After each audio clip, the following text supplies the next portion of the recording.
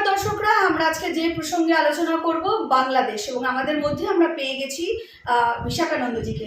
নমস্কার আপনাকে Bengal news cafe. বিশাখানন্দজি, যে বিষয়ে আমরা কথা বলবো বাংলাদেশের সবথেকে গুরুত্বপূর্ণ একটা বিষয়, সেটা হচ্ছে যারা সংখ্যালঘু তাদের নিয়ে। এবং সম্প্রতি আমরা দেখেছি যে কিভাবে সংখ্যালঘুদের ওপর আক্রমণ করা হচ্ছে, অত্যাচার করা হচ্ছে।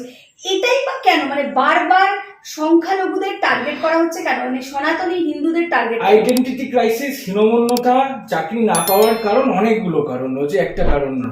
মেইন যেটা আমাদের প্রবলেম হয়ে যাচ্ছে, আমাদের না বাংলাদেশি মুসলিমদের যে প্রবলেমটা হয়ে যাচ্ছে, সেটা হচ্ছে যে ওদের মধ্যে একটা আইডেন্টিটি ক্রাইসিস চলে আসছে। ওরা বুঝতে পারছে না আমি কে। যেমন আমার বাবাকে জানি, ঠাকুরদাকে জানি, 5 পুরুষ 7 পুরুষ আমি হয়তো একটু দেখে শুনে বলে দিতে পারবো। ওদের এই ব্যাপারটা নেই। এবার ওরা কনফিউজ হয়ে যাচ্ছে আমি কে এবং আমি কেন। এবং তার সঙ্গে যেটা চলে আসছে অ্যাডিশনালি, যে ওদের মধ্যে একটা ধারণা আছে যে আমাদের বইতে রয়েছে যে মানুষ মারতে হবে, সে যদি আমার ধর্মের না হয় তাহলে আমাকে তাদেরকে পিটিয়ে পাটিয়ে শেষ করে দিতে হবে। 3 ধরনের, সেটা আমি ইলাবোরেশন ছাড়া আমি বলতে পারি। কেন এইভাবে বলছেন? মানে আপনি কি ওই যেটা কোট আনকোট ওরা জিহাদি বলে যেটাকে আল জিহাদ ফি সাবিলিল্লাহ, আল জিহাদ ফি সাবিলিল্লাহ আপনি শুনতেই চাইছেন বলে যখন ফেলেছেন আমার অসুবিধা নেই বলতে। আল জিহাদ ফি সাবিলিল্লাহ প্রতিষ্ঠা করতেছে, যেখানে বলা হচ্ছে যে যে মুসলমান তাকে দাওয়াত দাও ইসলামে, যে ভাই তুমি মুসলমান হও। সে যদি সেটা না মানে তাহলে তাকে মানে ধর্মান্তর করা, যেটাকে বলা হচ্ছে। এক্স্যাক্টলি, তুমি হাঁটু গেলে নতজানু হয়ে অপমানিত হয়ে আমাকে টাকা দাও, জাজিয়া দাও, যে জিজিয়া কর বলা হয়। আর তৃতীয় হচ্ছে যদি দুটোই না মানো তাহলে তোমাকে পুরুষ হলে খুন করা হবে, আর মানে যুবতী মহিলা হলে বা বাচ্চা মেয়ে হলে তাকে ধর্ষণ করা হবে। এই জিনিসটা ওরা মেনে চলছে এবং আজও মানছে। এবারে এরা সেই চিত্র তো আমরা দেখেছি, বিকজ মেরে ঝুলিয়ে দেওয়া হয়েছে। মানে সে ছবি, বাংলাদেশের যে নৃশংসতা, সে তো সবাই দেখেছে কিভাবে তারা জেহাদি করেছে। মানে একটু ভাবুন, দুটো লোক আপনার একটা ফুটব্রিজে ঝুলছে, যারা ঝুলছে তারাও কিন্তু হিন্দু না মুসলমান, যারা ঝুলিয়েছে তারাও মুসলমান। রাস্তা দিয়ে আমি দেখছি যে মা বাচ্চাকে নিয়ে যাচ্ছে, ওপর থেকে টপ টপ করে রক্ত পড়ছে। মা বলছে সরে যা, সরে যা, রক্ত গায়ে পড়বে, তাড়াতাড়ি স্কুলে যেতে হবে। কোনো ব্যাপার নেই, কোনো হেলদোল নেই। একটা ছেলেকে বসিয়ে খাওয়ালো, খাইয়ে দাঁড়িয়ে ধীরে ধীরে ধীরে ধীরে মানে কুপিয়ে কুপিয়ে মারছে। এরা বলে আমরা বাঙালি। না, আমি বাঙালি হিসেবে আমার একটা ধারণা ছিল বা আমার একটা গর্ব ছিল যে আমি সংস্কৃতিবান। আমি বাকিদের মতো নই।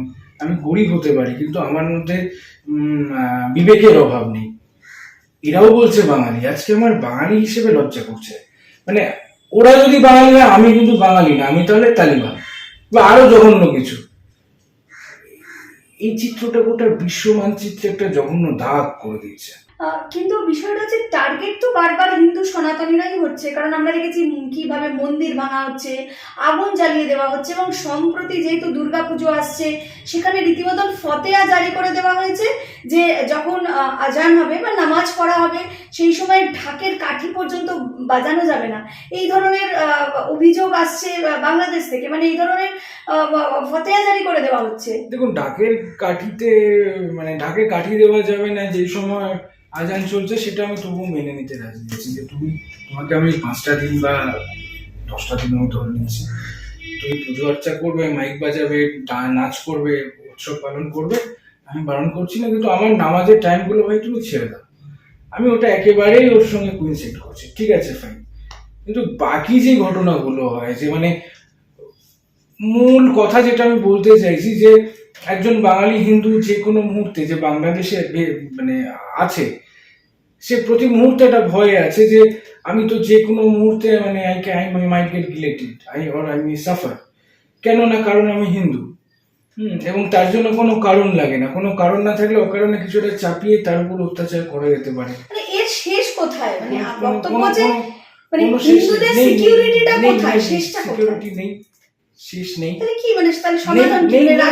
রাষ্ট্রের ভাবনাটা কি? নেই। আমাদের মতো যারা এই মুহূর্তে এই কারণে নিপীড়িত নই, ভারতীয় হিন্দুরা, তাদেরকে জাগতে হবে। যদি না জাগি তাহলে ওরা কষ্ট পাবে। এবং আমি আপনার ক্যামেরার মাধ্যমে, কিন্তু ভারতবর্ষের বা পশ্চিমবাংলার হিন্দুরা জাগলে বা তাদের জাগার বা আস্ফালনের ফলস্বরূপ কি বাংলাদেশে ওপার বাংলার হিন্দুদেরকে রক্ষা করা যাবে? কারণ এর আগে যখন অত্যাচারিত হয়েছে, বহুবার এই নিয়ে আমাদের এই পশ্চিমবাংলায় বা কলকাতার বুকে দাঁড়িয়ে অনেক প্রতিবাদ হয়েছে, মিছিল হয়েছে, কিন্তু লাগাতার কিন্তু বাংলাদেশে একই ঘটনা বারবার ঘটছে, সম্প্রতি এক সপ্তাহ আগে পর্যন্ত ঘটেছে।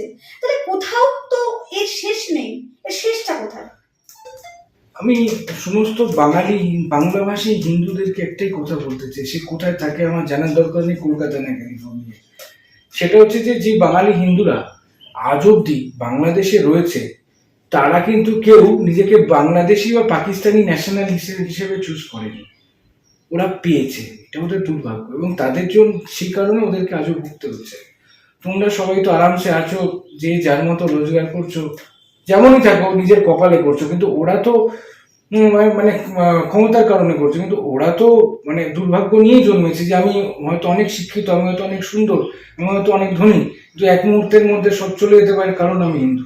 এই জায়গাটার থেকে পরিত্রাণ পাওয়াতে গেলে সরকারের উপর প্রেশার ক্রিয়েট করতে হবে। তুমি কোথায় আছো, কি করছো জানার দরকার নেই, তোমার এটা দায়িত্ব বাংলাদেশি হিন্দুদের মদত করো।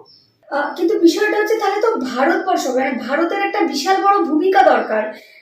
যদি আমরা বাংলাদেশি হিন্দুদেরকে সত্যি বাঁচাতে চাই, তাহলে সেখানে দাঁড়িয়ে ভারত সরকারকেও অনেক বেশি কঠোর হয়ে সেই পদক্ষেপ তো নিতে হবে। বাংলাদেশি হিন্দুদের দেখুন, একটা রাষ্ট্র সরকার সবসময় ইন্টারেস্টের উপরে বেঁচে থাকে। আজকে আপনি দেখবেন যে তালিবানি আফগানরা কিন্তু ভারত সরকারের সঙ্গে ভালো সম্পর্ক রাখছে পাকিস্তানের জায়গায়, যেটা এক্সপেক্টেড নয়। এই যে তালিবান টু রেজিম, তো সেভাবে আমি বলবো যে যদি ভারত সরকার কিছু করতে চায়, তাহলে ভারতের জনগণকে, ভারতের সরকার তো অন্তত আরো ভারতীয় জনগণের দ্বারা প্রতিষ্ঠিত, ভারতীয় জনগণকে সোচ্চার হতে হবে, অনেক বেশি ভোকাল হতে হবে, প্রেশার করতে হবে যে না, আমরা এটা শুনতে চাই না। আমি একটা অদ্ভুত ঘটনা বলছি যে 1948-এ দেশ স্বাধীনের 1 বছরের মধ্যে বাংলাদেশি ডেলিগেশন, মানে ইস্ট পাকিস্তানের একটা ডেলিগেশন জওহরলাল নেহরুর সঙ্গে দেখা করতে গেলেন কোথায়, জয়পুর কনভেনশনে, কংগ্রেসের জয়পুর কনভেনশন হচ্ছে।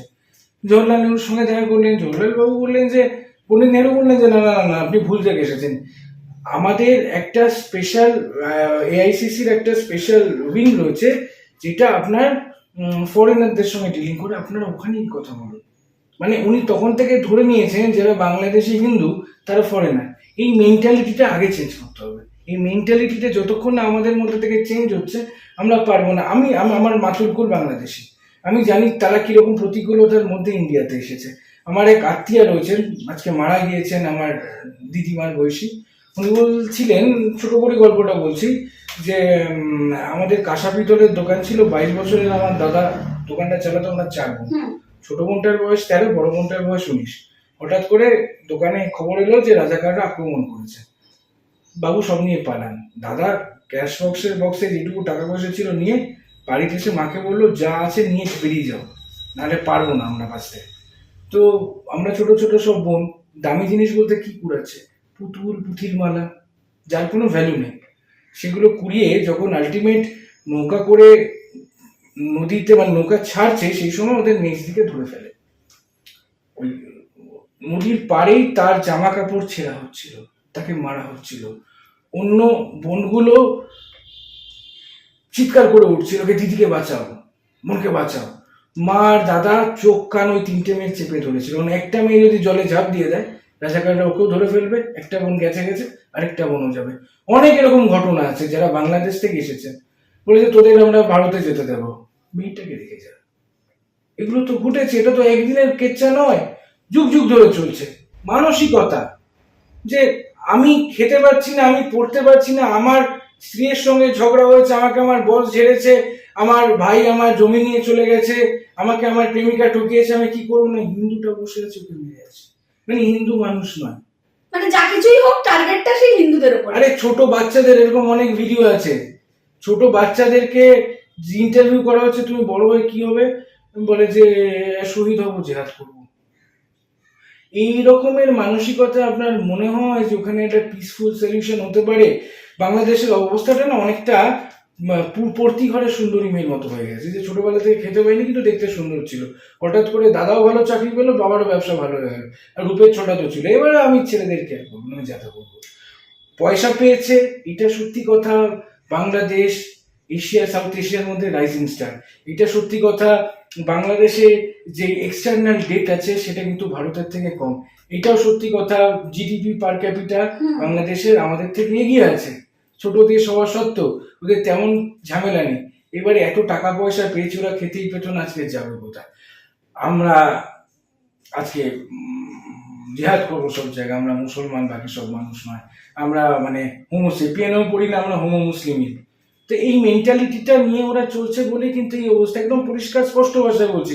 কিন্তু বাংলাদেশিদেরকে আমি একটা কথা বলতে চাই, একটা সময় ছিল যখন আফগানিস্তানের মতো দেশে 97% মানুষ আপনার মুসলমান ছিল, 3% বৌদ্ধ, হিন্দু, খ্রিস্টান অথবা শিখ ছিল। তারপরে ওরা বললো যে না না, 3% কেন মুসলমান থাকবে, ওদেরকে আমরা মুসলমান মানিনি। আলটিমেট আমরা যেটা দেখলাম, আমরা দেখলাম হিজবুল্লাহ, আমরা দেখলাম তালিবান, আমরা দেখলাম তালিবান 2, আমরা দেখলাম মহিলাদের হাত পা বেঁধে দেওয়া, পড়াশোনার থেকে আটকানো। আপনি ভাবুন না, আপনি একটা বিধবা মহিলা বা ডিভোর্সি মহিলা, আপনি বাড়ির থেকে বেরোবেন ডাক্তার ডাকতে, আপনার বাচ্চা অসুস্থ, আপনি বেরোতে পারছেন না কারণ ফাতোয়া রয়েছে। এটা বাংলাদেশও হতে চলেছে। যতক্ষণ আমার যেটা ধারণা, ওটা যতক্ষণ না হবে ওরা শান্তি পাবে না। কিন্তু আরেকটা বিষয়, একটু আগেই আপনি বললেন যে ভোকাল হতে হবে, মানে এক্স্যাক্টলি হিন্দুদের ভোকাল হতে হবে, সেটা বাংলাদেশের হিন্দুরাই হোক বা পশ্চিমবাংলা বা ভারতের হিন্দুরাই হোক, হিন্দুদের পাশে দাঁড়াতে হবে, ভোকাল হতে হবে। পশ্চিমবাংলার হিন্দুরাও কি সুরক্ষিত? কারণ পশ্চিমবাংলার মানুষ, হিন্দুরা যদি নিজেদেরকে সুরক্ষিত করে তবেই তো সে পার্শ্ববর্তী দেশের হিন্দুদের পাশে গিয়ে দাঁড়াবে। আমরা পশ্চিমবাংলার চিত্রই যদি দেখি, বিভিন্ন জায়গায় ইতিমধ্যেই কিন্তু উর্দুতে লেখা বা বিভিন্ন ধরনের যারা সংখ্যা লঘু আমাদের পশ্চিমবাংলায় হিসাবে আমরা যাদের দেখি, তাদের একটা বাড়ন্ত বা তাদের একটা কোথাও ফুলে ফেপে ওঠার একটা মেজরিটির দিকে এগোনো। তো এটা বাড়তে বাড়তে দেখা যাচ্ছে 19% থেকে হতে হতে হতে হতে প্রায় এখন 30-32%, মানে কোথাও তারাও যেন মেজরিটির দিকে এগোচ্ছে। এবং সেখানে দাঁড়িয়ে উর্দুতে লেখা আমরা দেখেছি, বিভিন্ন বাস স্ট্যান্ডে এখন উর্দুতে লেখা চলছে। তো কোথাও কি তাহলে এখানে পশ্চিমবাংলায় যারা যে হিন্দুরা সংখ্যা গুরু হিসাবে মানে তাদের জায়গা, সেখানে দাঁড়িয়ে তারাও কি অতটা সুরক্ষিত, তাদের জায়গাটাকেও কি ধরে রাখতে পারছে? কি মনে হয়? সংখ্যা গুরু হোক মুসলমানরা, আমার কোনো অবজেকশন নেই, কিন্তু সংখ্যা গুরু তো না ফেলা। কারণ এই জিনিসটা সংখ্যা গুরুকে, এই মুহূর্তে যারা সংখ্যা গুরু অর্থাৎ হিন্দু আছে, তাদেরকে কিন্তু অস্ত্র তুলে দিচ্ছে হাতে, যে আমরা ক্ষমতা এলে আমরা এটা করতে চলেছি, সুতরাং তোরা চাইলে আমাদের সঙ্গে এটি করতে পারিস, বিপদ ডেকে আনছে। আর রইল কথা উর্দু কিন্তু মুসলমানদের ভাষা নয়, কোনো ধর্মের কোনো বিশেষ ভাষা হতে পারে না। ভাষা হয় জায়গার, এলাকার। আমার নির্দিষ্ট প্রশ্ন যে আমরা পশ্চিমবাংলার হিন্দুরাও কি ততটাই সুরক্ষিত বা নিজেদের জায়গাটা ধরে রাখতে পারছি, যাতে আমরা বাংলাদেশের হিন্দুদের পাশেও দাঁড়াতে পারি বা ভোকাল হতে পারি, যে সব থেকে কোট আনকোট ভোকাল, আমরা কি নিজেরাই নিজেদের দেশে ভোকাল হতে পারছি? আমরা নূপুর শর্মা কেসটা নিয়েও কলকাতা কেন গোটা পশ্চিমবঙ্গের রাজপথ অগ্নিদগ্ধ হতে দেখেছি। সেই সময় মুখ্যমন্ত্রী মমতা বন্দ্যোপাধ্যায় হাত জোর করে বলেছিলেন যে এটা করবেন না। আরে তুমি অ্যাকশন নাও, তোমার তো জিনিস নয়, লিগাল কাস্টেডিয়ান, তোমাকে গৃহ মন্ত্রণালয়টা দেওয়া হয়েছে যাতে তুমি এটা প্রোটেক্ট করতে পারো। তুমি একবার দুবার বলবে লাঠি চালাও, গুলি চালাও, টিয়ার গ্যাস চালাও, যেটা চালাবে চালাও। আইন প্রতিষ্ঠা করতে গেলে তোমাকে শক্ত হতে হবে, তুমি শক্ত হও। রাজধর্ম করাটা তোমার দায়িত্বের মধ্যে পড়ে, তুমি সেটা করোনি। মানে আমার বক্তব্য, শুধু সরকার তার রাষ্ট্রধর্ম পালন করবে বা সরকার সেই জায়গাটাতে যেহেতু একটা স্ট্রিক্ট পদক্ষেপ নেবে, মানুষকে, হিন্দু সনাতনীদেরও তো কিছু দায়িত্ব থাকে, তাদের ধর্মকে বা তাদের রিলিজিয়নকে রক্ষা করা বা ভোকাল হওয়া। সেখানে দাঁড়িয়ে কি বার্তা, মানে এটাই আমার শেষ প্রশ্ন, কি বলবেন? একটা খাসির দোকানে গেলে আপনি দেখবেন যে একটা খাসি বলি হচ্ছে, তো আরেকটা খাসি দিব্যি কাঁঠাল পাতা চিবাচ্ছে, আবার গল্প করছে ওদের ভাষায়। এবার কেউ যদি নিজেকে একটা ক্যাটেল ক্লাসে পরিণত করে, তাহলে তাকে তো জবাই হতেই হবে। অসংখ্য ধন্যবাদ, এত ব্যস্ততার মধ্যে আপনি সময় দিলেন। অসংখ্য ধন্যবাদ আমাদের দর্শক বন্ধুদের যারা এতক্ষণ অনুষ্ঠানটি শুনছিলেন। নমস্কার।